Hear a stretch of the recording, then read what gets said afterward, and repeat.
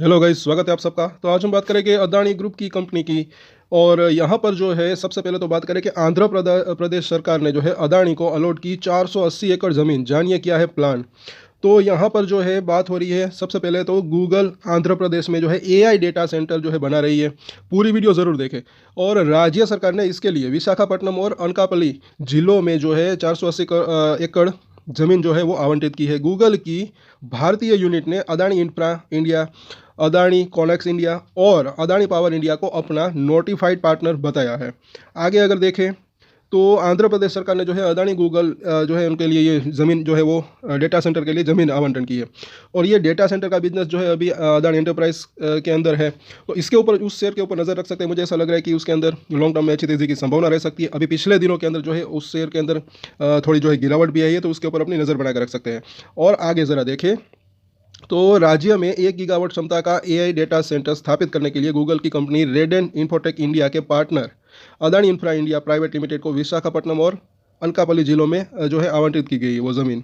और रेडेन infotech India Andhra Pradesh में 87,500 करोड़ रुपए से अधिक के निवेश के साथ डेटा सेंटर स्थापित कर रही है। अब इतना निवेश करते हैं तो आगे चलकर प्रॉफिट भी होने की संभावना रह सकती है। और कंपनी को राज्य सरकार से निर्धारित अवधि में प्रोत्साहन के रूप में 22,000 करोड़ रुपए वापस मिलेंगे। और अगर आगे देखें तो गूगल की यूनिट ने पहले राज्य सरकार को सूचित किया था कि Adani infra India, Adani Connex India, Adani power India, Bharti Airtel, Nextra data और नेक्स्ट्रा विजाग उसके जो है नोटिफाइड पार्टनर है। रेडेन ने अनुरोध किया है कि Andhra Pradesh industrial infrastructure corporation limited जो है चिन्हित सभी 3 भूखंडों को प्राथमिक अधिसूचित भागीदार के रूप में अदानी इंफ्रा इंडिया को जो है आवंटित कर सकता है। और ये सर्वेक्षण पूरा होने के पर जो है निर्भर है। और आगे अगर देखें तो डेटा सेंटर की उनकी क्षमता तो वो जो है कितनी है, तो 2 दिसंबर को जारी आदेश में कहा गया है कि सरकार जो है प्रस्ताव की सावधानीपूर्वक जांच करने के बाद और मंत्रिपरिषद की 28 नवंबर 2025 की बैठक में दी गई मंजूरी के अनुसार विशाखापट्टनम और अनकापल्ली जिलों में 480 एकड़ जमीन जो है वो messrs Adani infra India private limited को हस्तांतरित करने की अनुमति देती है। और जो है आगे सरकारी आदेश के अनुसार जो है रेडेन ने सरकार से अनुरोध किया है कि वह रेडेन के साथ साथ अपने अनुसूचित भागीदारों को भी उन सभी प्रोत्साहनों का लाभ उठाने के लिए अधिकृत करे जिनका वादा मुख्यमंत्री एन चंद्रबाबू नायडू ने डेटा सेंटर परियोजना के लाभ के लिए जो है किया था।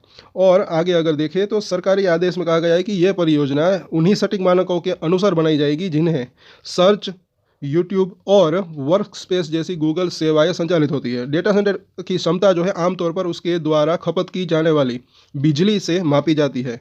और आगे अगर देखें तो विशाखापट्टनम में नियोजित 1 गीगावाट सुविधा से मुंबई की वार्षिक खपत के लगभग 50% के बराबर बिजली का उपयोग होने की उम्मीद है। तो मुख्यमंत्री नायडू ने हाल ही में कहा था कि हालांकि गूगल ने पहले $10 अरब के निवेश की घोषणा की थी, लेकिन ये बढ़कर अब जो है $15 अरब हो गया है।